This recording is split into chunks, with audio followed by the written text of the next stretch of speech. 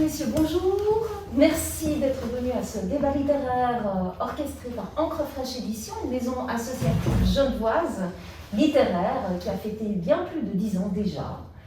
Ses 10 bougies de création et de promotion de premiers romans, en général d'auteurs romans, suisses romans, souvent des tout premiers romans et parfois alors d'autres également. C'est ce qu'on va voir aujourd'hui avec nos invités du jour. Je me présente, Madame Sita Potacheriva, modératrice de débat littéraire, mais aussi guide de balades littéraires à vélo et à pied. Et j'ai le plaisir aujourd'hui de vous présenter Henri Gauchy, à ma droite.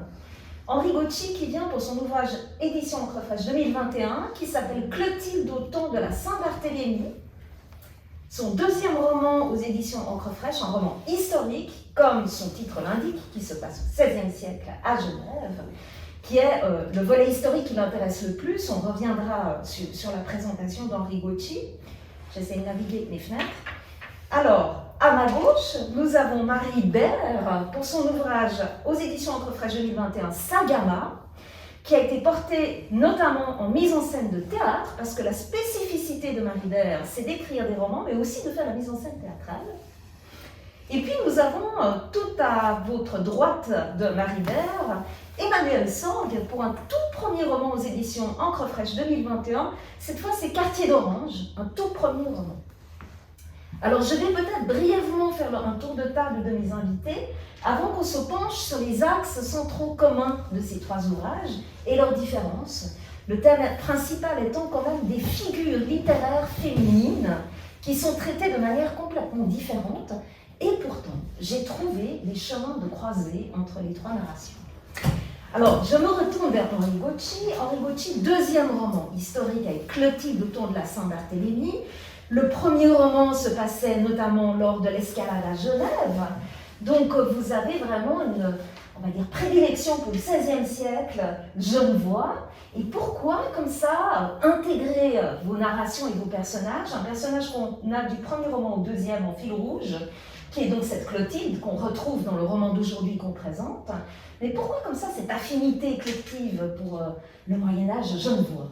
Alors, peut-être simplement, parce que j'habite dans une maison, une ferme rurale, qui a été transformée et qui date de 1532.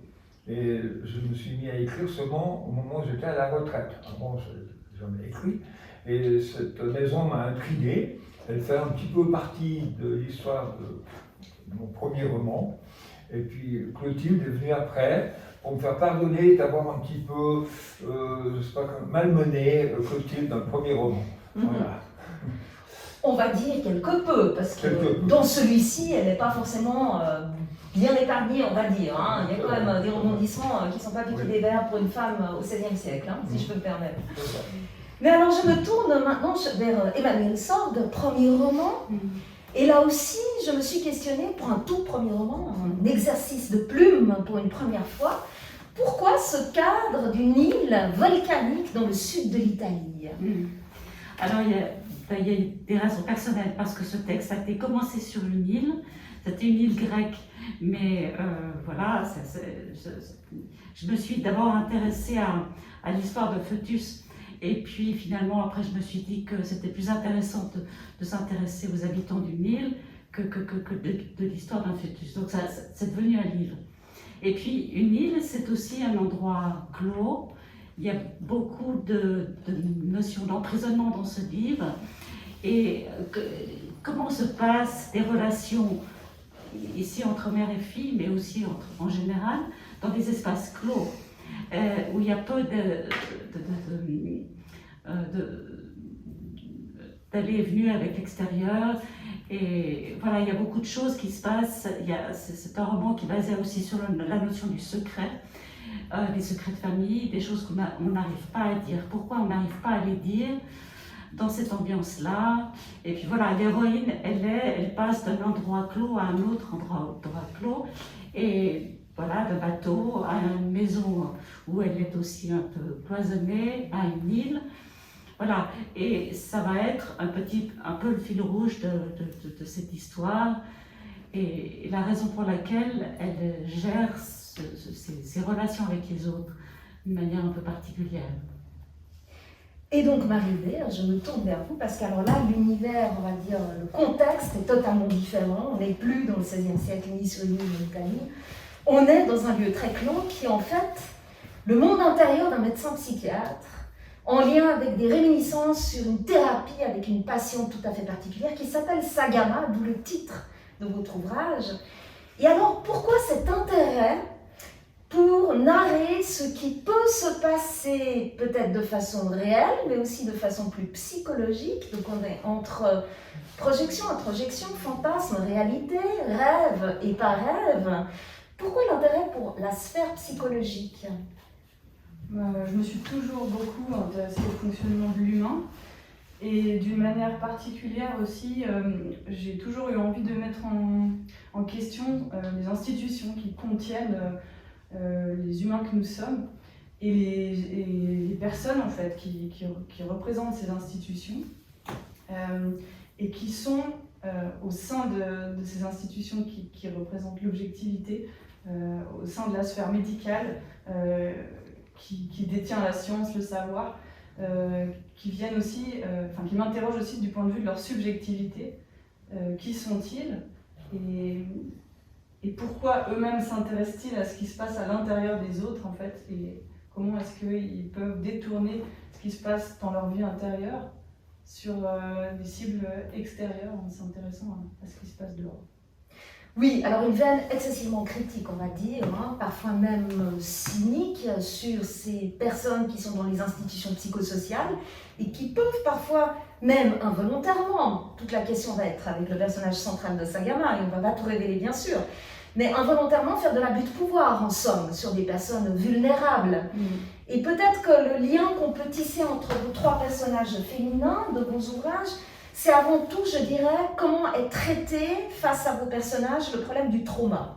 Il y a chez chacun de vos personnages centraux une effraction dans leur vie, de différents ordres, et comment ces personnages féminins vont, en plus en tant que jeunes femmes, parce que vos trois personnages sont jeunes lors du trauma, et femmes, dans des époques différentes, dans les problèmes de conditions féminines, pouvoir rebondir ou pas. Tel est un peu l'objectif de ces personnages à travers votre réseau narratif.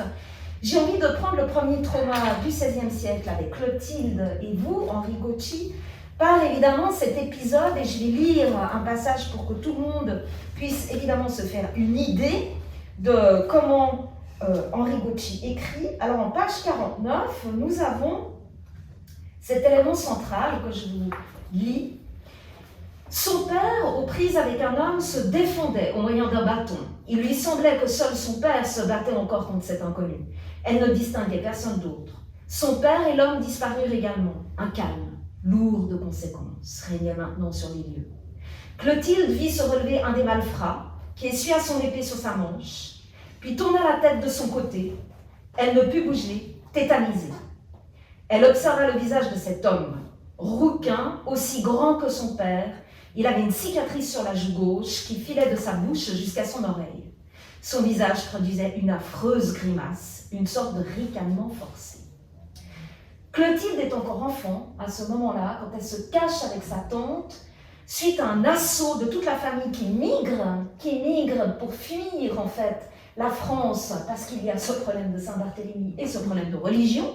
Ils veulent absolument rejoindre Genève, où ils ont des membres familiaux, et c'est un refuge protestant bien entendu.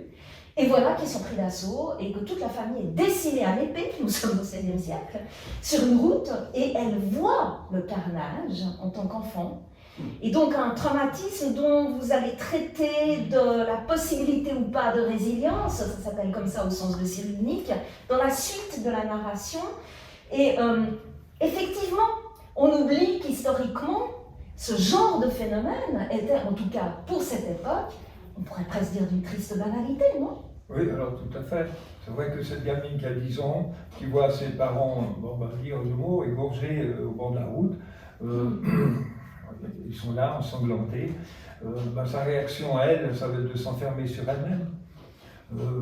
Alors, si j'ai fait des recherches historiques, je n'ai pas fait des recherches médicales à ce niveau-là, j'ai quand même imaginé que cette gamine, pendant une grande période, ben, elle allait être muette, elle ne pourrait plus communiquer. Et moi, j'ai trouvé la solution par un animal domestique qui va faire un petit déclencheur, qui va faire un petit tilt, et que cette gamine va pouvoir revenir à elle. C'est une petite partie courte du roman, mais on est dans ce traumatisme effectivement qui, je pense, à l'époque, on le voit aussi dans les pays actuellement, comment ça se passe, les enfants, c'est horrible, c'est terrible de supporter ça. Et en même temps, vous avez tissé savamment et beaucoup de pudeur, comment, malgré le fait que il n'y a même pas encore tous les éléments qu'on connaît dans notre modernité de psychologie, de psychiatrie, tout ce vocabulaire dont on est trempé, les gens sont plein de bon sens autour de cet enfant et comprennent très bien pourquoi elle ne parle pas, et comprennent très bien qu'elle n'a pas une absence de voix, mais une absence émotionnelle de communication. Et chacun, d'ailleurs, d'une manière pleine de bon sens, tente des petits systèmes pour essayer de la sécuriser, en somme. Ils comprennent bien que c'est un climat d'insécurité qui l'a rendue muette. Hein. Oui, c'est ça, exactement. Il y a une grand-mère dame âgée qui comprend le problème, qui essaye de se dire, il est retourné en bébé, c'est un bébé, alors comment on fait avec un bébé pour le remettre dans la vie, quoi. Ouais, exactement. Ouais. C'est un drame psychologique sur une petite partie de ce roman qu'on verra au fur et à mesure, c'est vrai, évoluer. Ouais.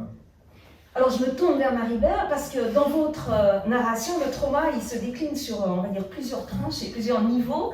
Il y a un premier niveau qui est quand même, on va dire, le niveau d'ouverture du cadre général dans lequel s'enchassent d'autres strates. Mais le cadre général serait cette thérapie de ce médecin, ce Dr Wilson, avec sa jeune patiente adolescente suicidaire, Sagara. Et donc le premier trauma qu'il subit lorsqu'il part avec sa femme en croisière parce qu'il essaye de récupérer son couple qui est évidemment en pleine crise, c'est qu'il se fait persécuter au téléphone par cette patiente qui lui fait du chantage au suicide. Et à un moment donné, elle va fuguer, disparaître et plus donner de nouvelles. Mais quand même, le chantage au suicide, c'est le révélateur d'un trauma de la patiente, mais qui le dépose traumatiquement au thérapeute. En première instance, les choses sont beaucoup plus complexes que cela, mais en première instance. Alors je lis en page 19, les premiers, parfaitement intelligibles, faisaient état d'un danger imminent, mais dont la source était confuse. Il faut agir, écrivait-elle, intervenir avant qu'il ne soit trop tard. Il est temps pour moi de m'en aller rejoindre les anges, ajoutait-elle ensuite, dans sa prose mélancolique que je connais bien. Indépendamment de leur éventuelle intention manipulatrice, des propos si sombres ne sont jamais à prendre à la légère. Quelques messages plus loin, le délire revêtait, comme souvent, lorsque je m'abstiens de répondre, un caractère paranoïde et contradictoire.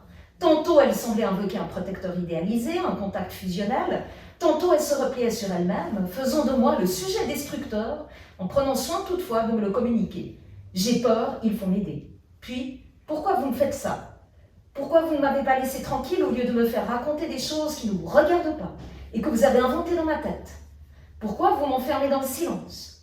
scénario mentalement réactualisé de probables maltraitances passées, dont la liste s'achevait sur cette phrase « J'ai tellement peur quand vous me faites du mal ». Après quelques vociférations constellées d'insultes savantes, elle s'était contentée de répéter en majuscule le mot « danger ». Il lui arrive fréquemment de me solliciter de la sorte, à n'importe quelle heure du jour ou de la nuit, de manière compulsive et ininterrompue. Très belle description de la pathologie d'une adolescente suicidaire, comment ces jeunes, traumatisés eux-mêmes par leur propre monde intérieur et des événements vécus, eh bien, ne savent plus comment communiquer, si ce n'est par ce type de mécanisme de chantage au suicide. C'est tellement bien écrit que je me suis demandé comment vous aviez réussi à restituer cette mécanique. Moi, quand je lis, je déteste qu'on m'amène là où on veut m'amener et puis avoir l'impression d'être emportée dans quelque chose où on me pousse vers une seule manière de comprendre les choses. Ce qui m'intéressait, c'était en somme de rendre la pathologie à travers le regard d'un médecin qui, d'un premier point de vue, semble extrêmement crédible. Il a des titres universitaires, il a une belle carrière derrière lui, Un vocabulaire. Voilà, et il a aussi une forme d'humour et d'autodérision, ce qui le rend crédible. On a envie de suivre son interprétation. Ce qui m'intéresse, c'est ensuite de la bousculer pour que chacun puisse se dire mais où est-ce qu'on essaye de nous emmener, qu'est-ce qu'il fait exactement de la pathologie de cette jeune femme, et qu'en fait la jeune femme, à travers le jargon du psy et à travers sa vie intérieure, s'exprime plus fort que ce que lui essaye d'exprimer d'elle d'une manière qui soit aliénante en fait. Pour justement qu'elle arrive à porter plus fort que ce qu'on essaye de faire à travers le diagnostic en l'étiquetant. Ce qui est tout à fait perturbant parce que vous posez toute la question quasi métaphysique de la frontière entre l'aliénisme et la santé mentale. Jusqu'où ce qui n'est pas de l'ordre de la santé mentale équilibrée telle que définie par l'OMS et la littérature scientifique et médicale devient pathologique. La frontière normale et pathologique, elle est très interrogée dans cet ouvrage, dont on ne va pas tout révéler parce qu'il y a un rebondissement final qu'on ne vous dira pas, afin que vous puissiez lire l'ouvrage. Néanmoins, ça pose cette question qui est terriblement éthique. Jusqu'où ces frontières, on doit les établir ou bien on doit les élargir? Jusqu'où on inclut ce qui semble déviant ou en tout cas pas dans certaines normes ou pas? Et jusqu'où on se cloisonne aussi dans tous les diagnostics qu'on peut établir et dans toutes les étiquettes qu'on appose sur les autres en fait. Qu'est-ce qu'il en est de nous apposant des étiquettes? Qu'est-ce qu'il en est de ce médecin en fait, quelle est l'étiquette qui lui conviendrait à lui s'il y en a une? Excellente question que vous posez au lecteur à travers votre narration. Emmanuel Sorg, alors oui, du trauma, c'est même la scène d'ouverture. Alors je tiens à souligner que dans votre roman à vous, pour un premier roman, il y a un style narratif tout à fait particulier, qui est très intriguant et très accrocheur, puisque vous oscillez constamment entre, on pourrait dire, un conte atemporel et une narration fictive. Donc on se demande dès le début si on n'est pas en train d'entendre un conteur conter. Et puis finalement, la narration arrive tout de même, et il y a une sorte d'alliance entre les deux styles qui est tout à fait bien rondement menée. Et le trauma commence tout simplement par la scène inaugurale, je vous lis en page 8. À cette heure matinale, Carla n'attend personne. Seuls quelques employés sont déjà là. Elle répond machinalement au coup frappé à la porte, pourtant ouverte. « Entrez, Maria. Monsieur Polo est encore venu hier avec ses bottes toutes crottées et il a mis de la terre partout. Il va falloir balayer à nouveau. » Les protestations plaintives de Maria se fait attendre et Carla lève les yeux. Une très jeune femme, presque une enfant, plantée sous le chambranle, la regarde. Une tunique d'homme, ample et trop longue pour elle, déchirée et maculée de sang, tombe sur ses chevilles nues. Elle a noué sur son ventre les pans d'un foulard de soie grège qui recouvre ses épaules. Ses vêtements humides dégagent une odeur de varech et des concrétions de sable se mêlent à ses cheveux en désordre. Elle tremble de tout son corps. « Mais qui êtes-vous? D'où venez-vous comme ça ?» La jeune femme ne semble pas entendre. Les cris plaintifs d'un nourrisson s'échappent soudain du châle qu'elle tient serré sur sa poitrine. Enfin, Carla comprend. Pas tout, mais peu importe. Elle la fait asseoir sur le fauteuil rouge, la recouvre de son manteau et appelle l'hôpital de la côte. Monsieur le maire ne viendra pas aujourd'hui, mais on lui expliquera. Elle approche une chaise de la jeune femme et s'assied à côté d'elle. Rencontre inaugurale du texte entre Carla, native de l'île, et cette jeune femme qui arrive avec ce nourrisson à peine né dans les bras, puisqu'elle a accouché sur la plage de cet enfant. Et donc, premier trauma, c'est la perte d'identité d'un être échoué sur une plage qui donne vie en même temps. Oui, alors, bien sûr, à ce moment-là, on ne connaît pas l'histoire de cette jeune femme. Vous parliez du conte tout à l'heure, c'est vrai qu'on peut lire ce livre un petit peu comme un conte, voilà. Il faut se laisser emporter par l'univers dans lequel il a été créé, l'univers du Nil, de la mer, etc. Oui, c'est le premier trauma. Disons que c'est la scène inaugurale qui va expliquer un petit peu l'histoire de cette mère et de sa fille. Finalement, tous les personnages dans cette histoire ont un secret lourd à porter, ont une sorte de trauma, et tout cela sont exacerbés par le traumatisme de cette femme qui accouche sur l'île, qui a un passé extrêmement difficile et qui n'arrive pas, en fait le problème est là, c'est que lorsque sa fille devient adolescente, elle n'arrive pas à lui parler, à lui expliquer d'où elle vient, à lui expliquer qui est son père, etc. Seulement à la fin on peut le découvrir et vous parler de Carla, de cette femme qui l'a recueillie. Dans le fond, c'est un petit peu le personnage tutélaire dans cette histoire. C'est une femme de l'île qui a trouvé sa place sur cette île et qui fait le lien un peu entre la mère et la fille. En tout cas, au final, c'est elle qui va permettre de recréer le lien entre mère et fille. Vraiment. Alors vous l'avez jeté, le mot, c'est la parole. Effectivement, tout passe par la capacité à mettre des mots, à dire le trauma ou pas, et comment et à qui. Et ceci est à nouveau un point commun dans vos trois ouvrages, c'est comment finalement la parole est mise en abîme, l'écriture deviennent les vecteurs de pouvoir dépasser le trauma.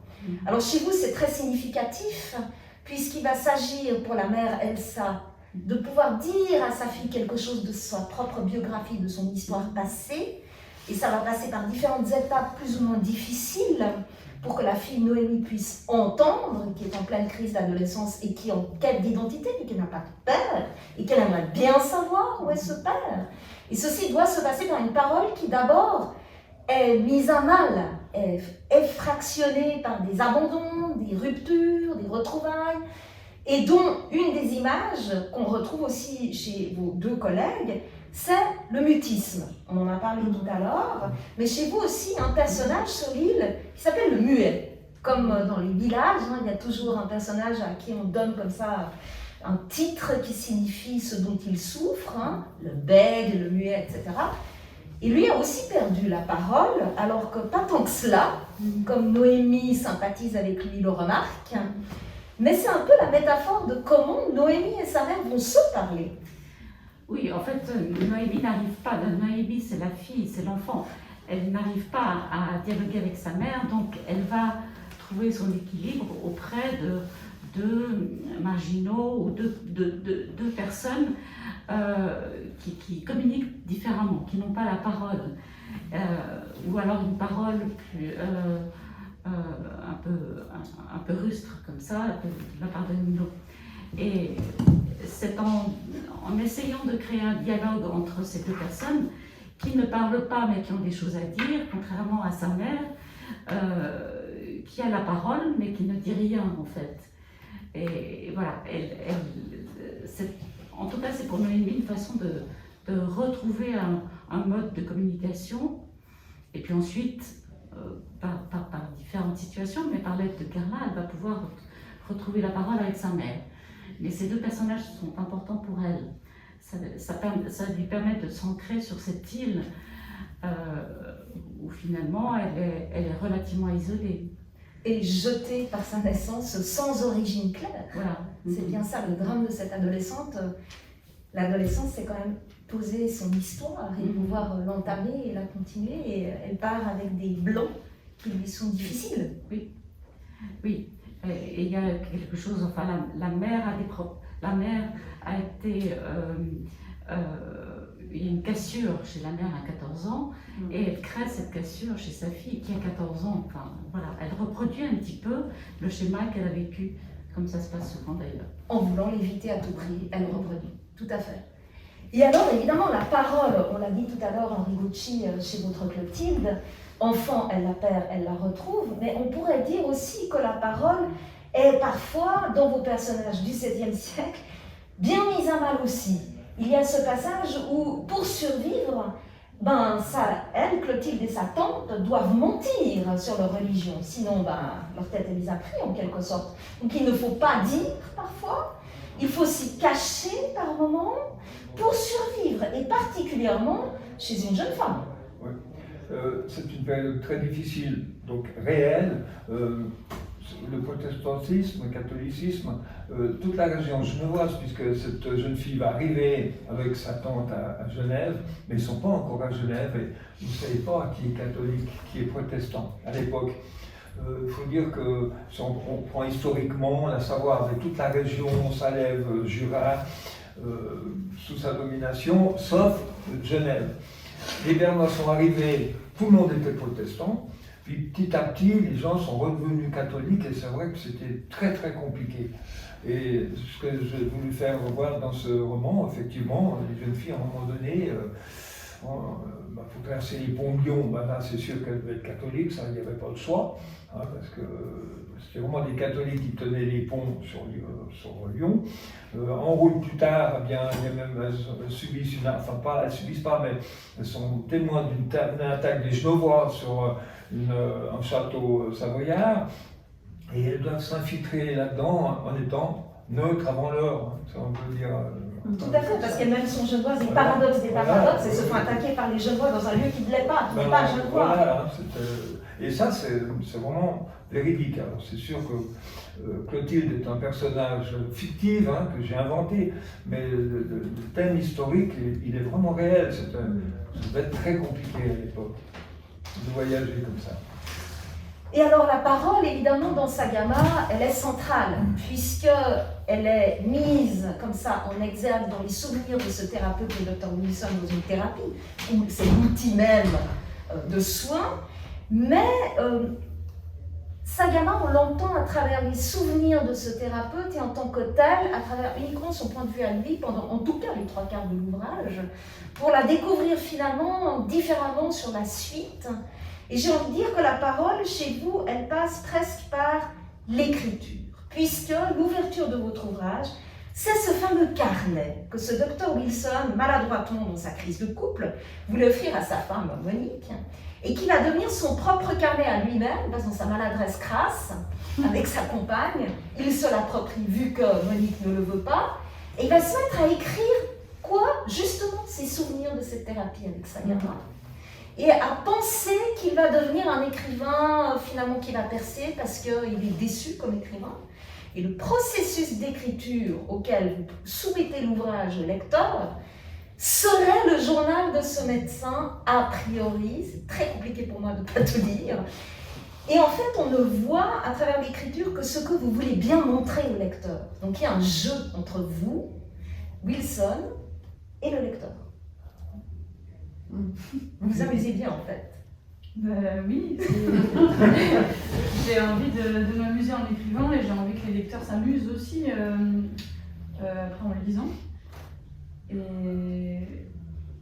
oui, en fait, j'ai aussi envie que ce médecin qui semble tout contrôler soit emporté par sa plume quelque part dans une direction inattendue. Et d'ailleurs, au départ, il prétend écrire sur son couple. Et Sagama l'emporte, mais c'est bien malgré lui, parce qu'en fait, il est dans cette croisière et sans arrêt en train de penser à cette patiente qui a disparu, est-ce qu'elle va bien, où est-ce qu'elle peut être. Et en fait, il se laisse envahir par le souvenir de cette patiente, mais c'est pas la direction qu'il se proposait de donner à son journal. Et puis alors, vous l'avez déjà abordé tout à l'heure, j'aimerais bien qu'on revienne dessus quand même, sur cette veine critique sur les milieux médicaux et sociaux. Alors parfois c'est assez clinique et chirurgical comme critique, hein, c'est pas piqué des verres. Alors je vais vous lire déjà par exemple en page 118, il y a ce fameux réseau social pour la patiente dans ces milieux psychosociaux, n'est-ce pas? On se réunit, les corps de métier, pour parler d'une patiente adolescente suicidaire qui n'est pas là, en son absence, parce que professionnellement on peut parler de gens en leur absence, apparemment, déjà ceci pose le cadre, et voilà le ton. Je suis intervenue, Dr Wilson. Revenons-en au fait. La jeune Sagama, supposément enceinte, bien que je suppose qu'il s'agisse là d'une information issue de son délire, a disparu. Excusez-moi, mais qui est Sagama? A subitement demandé l'assistante sociale. Tous les yeux se sont braqués sur elle, tandis que le bruit de la pluie contre les vitres tambourinait nerveusement sur le silence. Ni son nez busqué, ni son regard d'oiseau de proie, ni sa bouche aux lèvres courtes et sévères ne semblaient plaisanter. Mais enfin, ai-je répondu, Sagama, ma patiente, la jeune fille dont nous parlons. Mais elle a repris son classeur, tourné les pages à toute vitesse. Je comprends pas, s'est-elle agacée. Où a-t-il été mentionné que nous parlions d'une Samantha, ou comment l'appelez-vous? Sagama, a corrigé l'éducateur. Oui, a-t-elle acquiescé d'un ton de reproche. Sagama, moi je suis sur le dossier de mademoiselle Lena Bellal. Ironie critique. D'autant plus que l'assistante sociale était en train de faire un peu la leçon à tout le monde depuis le début du réseau, comme quoi l'éducateur ne sait pas gérer ses interactions avec cette jeune femme et que le psychiatre propose des séances trop courtes. Et voilà, mais en fait, elle s'était trompée de patiente, tout simplement. Des fois, la fiction rejoint peut-être la réalité, mais ça c'est un autre chapitre. Alors, il y a aussi évidemment la critique du milieu médical. Alors là, pour le moins, je vais lire un autre passage de ce docteur Wilson dans un colloque, les fameux colloques médicaux. Page 134, pensée du docteur Wilson. On nous a cassé les oreilles avec des choses que tout le monde savait déjà, que tout le monde aimerait désormais ne plus avoir à écouter. On nous a fait débattre en sachant pertinemment qu'il n'en ressortirait rien d'autre qu'une confrontation entre ceux qui s'agrippent hermétiquement aux théories d'antan, celles qu'ils connaissent, celles qui les ont fait connaître, et ceux qui les voudraient à leur tour se faire connaître en proposant des prolongements, voire des thèses totalement nouvelles qui annulent les précédentes, brandissant devant eux les futures découvertes pour lesquelles ils estiment être venus au monde, mais pour lesquelles le monde n'a pas encore été venu à eux.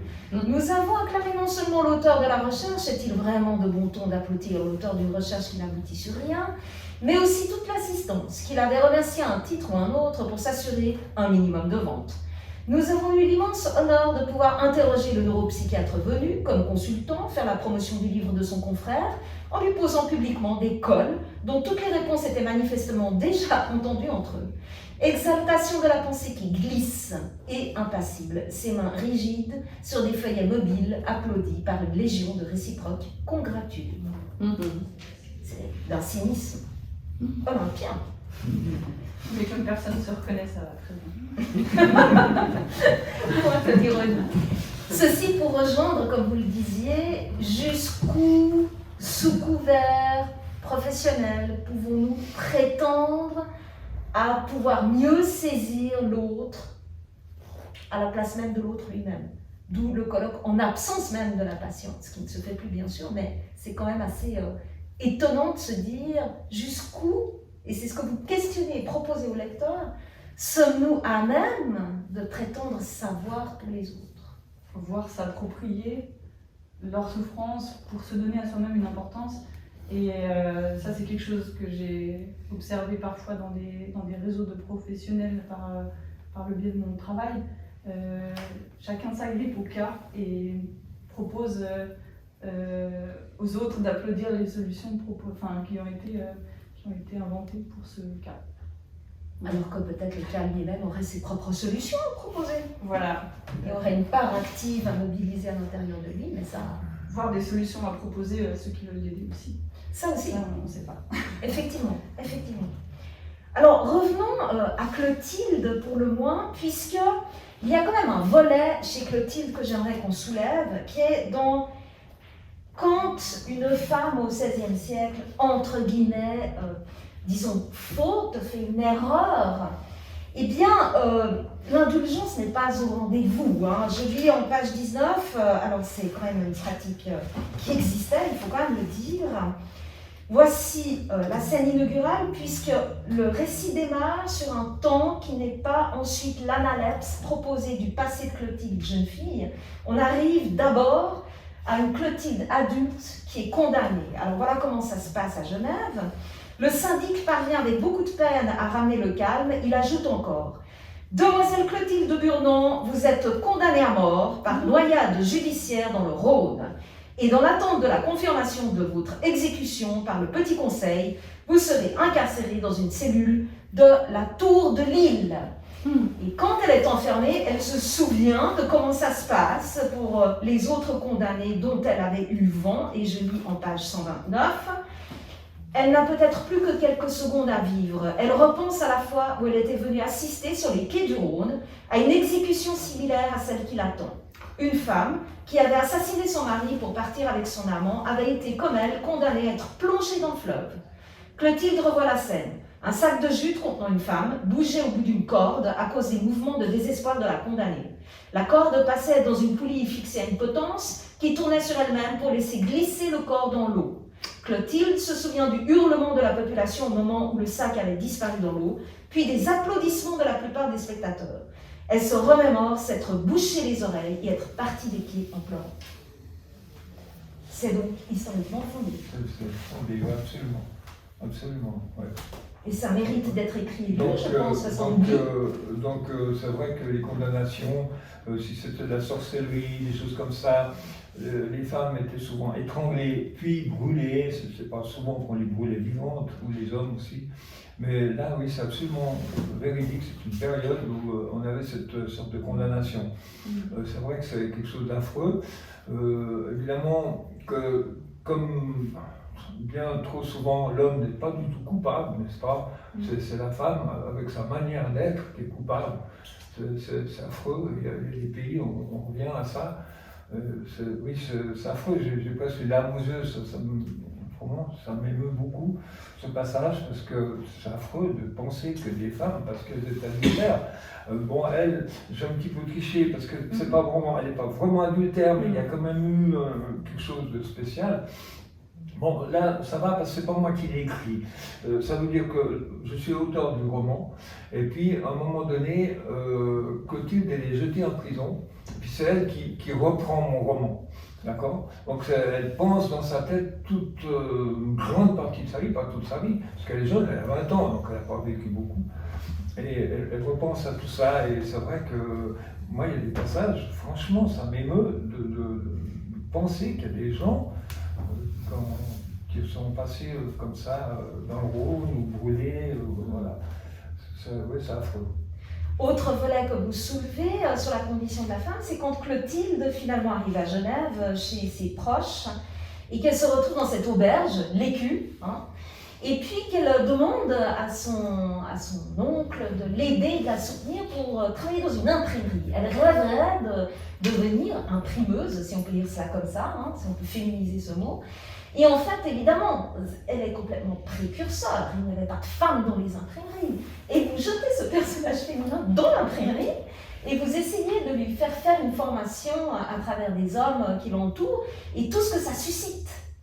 Alors, c'est pas tout à fait vrai. Excuse, je ne suis pas en train de bidouiller mon téléphone, mais c'est juste que je n'ai pas mémoire des noms, je suis une vraie catastrophe. Mais à l'époque, il y a une Michel Nicot,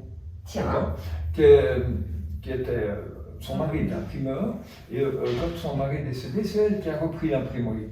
Donc on est dans les années 1600, 1609, et le Cité de Genève demande à cette imprimeuse d'imprimer les lois de Genève. Ok.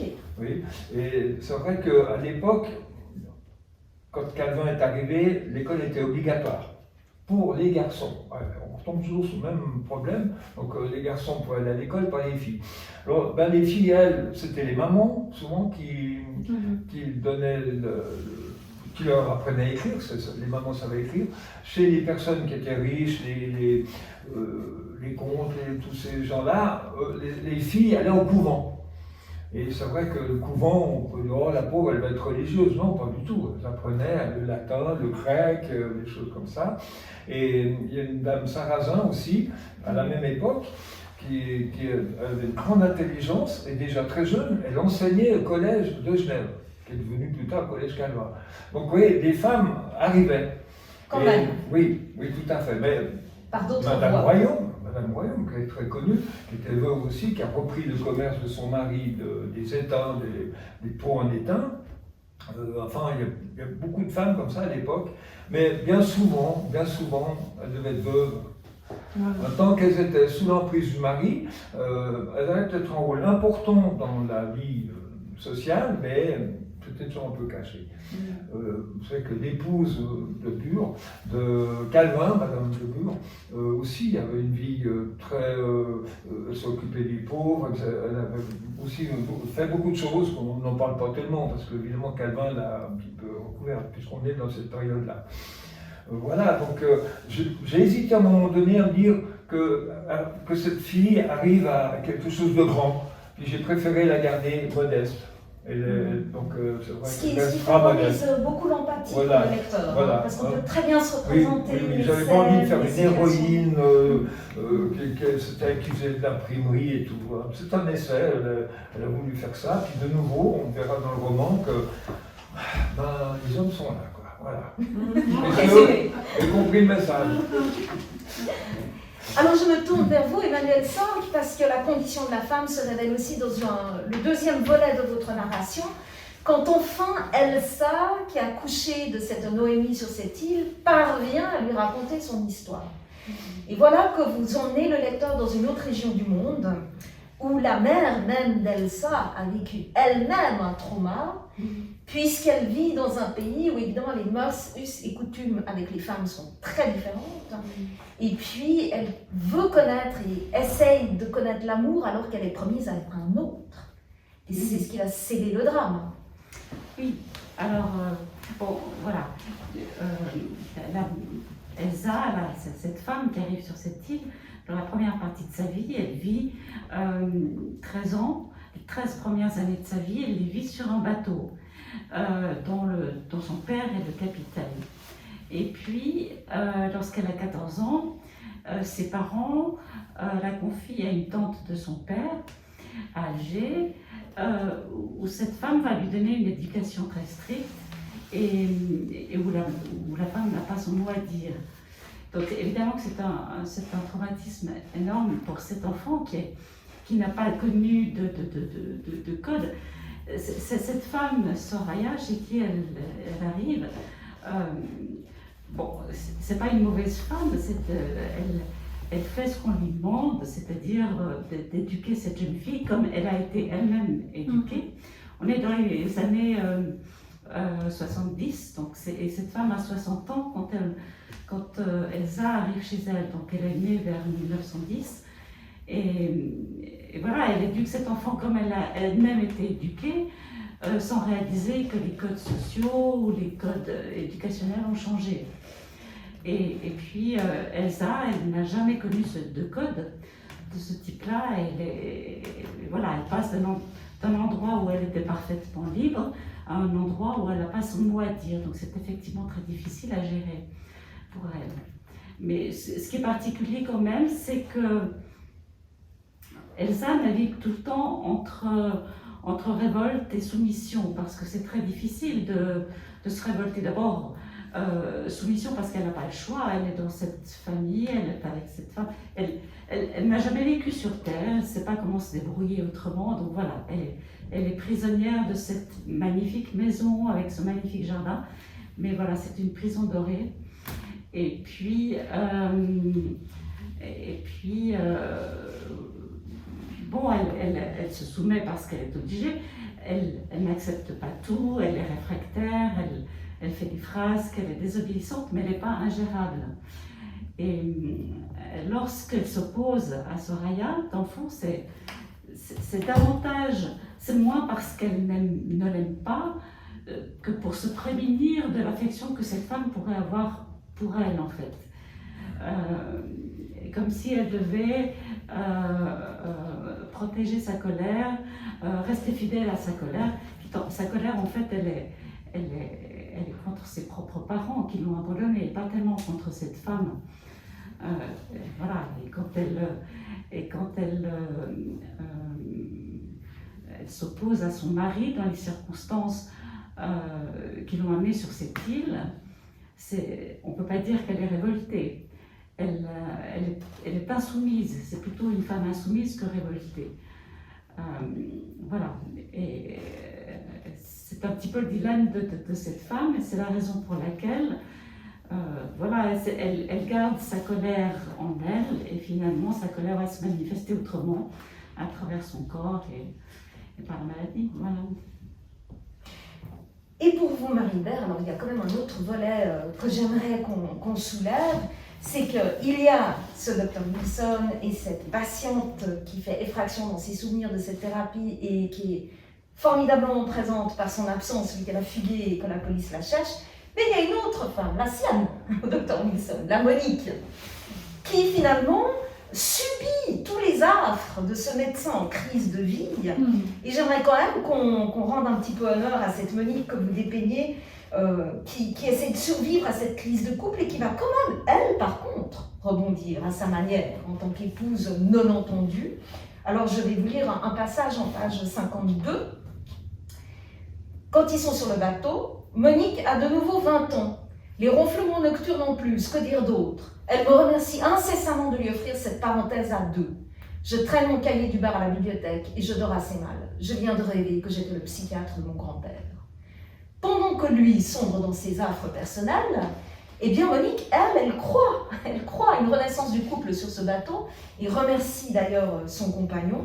Et on a d'autres extraits aussi où on voit ce personnage qui est complètement dans la croyance du couple encore.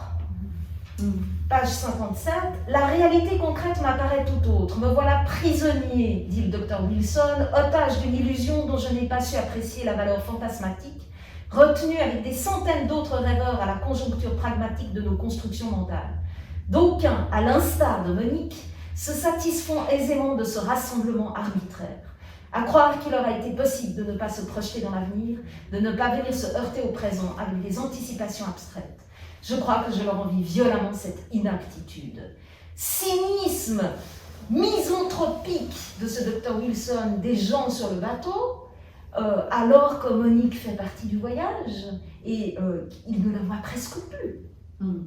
Oui, alors c'est vrai que, comme je disais tout à l'heure, la crédibilité du Dr Wilson fait qu'on est tenté, en premier lieu, de croire que sa femme est une personne un peu hystérique, un peu névrosée, un peu dépressive, et quelque part, il la dépeint d'une manière assez caricaturale. Elle se défend au fil du texte assez bien pour retrouver sa juste place, mais il y a quand même, j'ai un peu envie de réhabiliter cet impitoyable Dr Wilson. Il y a quand même de son côté à elle un déni aussi de l'état dans lequel se trouve son couple et son compagnon. Par exemple, au moment de son anniversaire, elle invite un couple d'amis, les Weber, dont le Dr Wilson parle assez longuement dans son journal et qu'il trouve absolument assommant, bourgeois, insupportable. Donc même si on peut lui renvoyer parfois les critiques qu'il émet sur tout le monde, je pense qu'on peut aussi se questionner sur la lucidité de sa femme. Pourquoi ce Dr Wilson doit-il se réfugier dans ce journal qui finalement, en tout cas au fil de la croisière, est presque plus proche de lui que ne l'est son épouse? Ah, tout à fait. Le journal est un meilleur ami de bord que sa propre compagne. Tout à fait. Elle vit toute seule quelque chose qu'il ne partage pas et elle essaye aussi de l'attirer dans quelque chose dont lui n'est pas partie prenante. Alors peut-être qu'à ce stade des présentations de ces trois ouvrages, dont les personnages sont des femmes et où on voit que sont traités des contextes où la condition de la femme est mise en avant, mais aussi des personnages qui traversent des histoires traumatiques, vous aimeriez poser quelques questions à nos invités, vu qu'ils sont là. Donc si vous avez des questions qui vous brûlent les lèvres, c'est l'occasion ou jamais.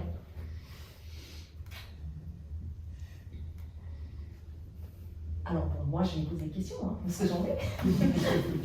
Alors Marie-Hébert, alors la grande question moi qui m'est venue, c'est comment vous passez du roman à la pièce de théâtre?